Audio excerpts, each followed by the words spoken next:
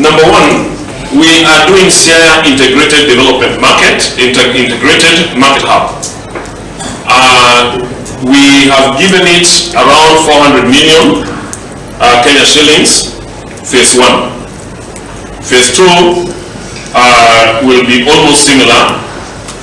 It is integrated because we want to do both Siaya, we want to integrate that with the bus park.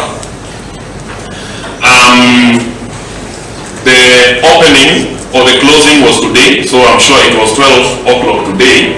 So it is something that within the next 3 weeks we should have finished this processing, and in January the contractor should be on the ground.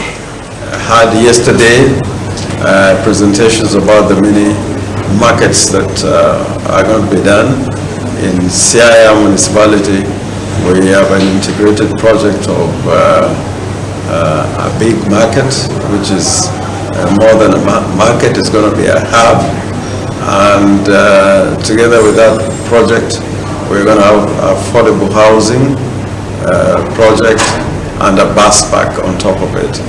And there are other markets that are coming through cooperation and working together with the national government.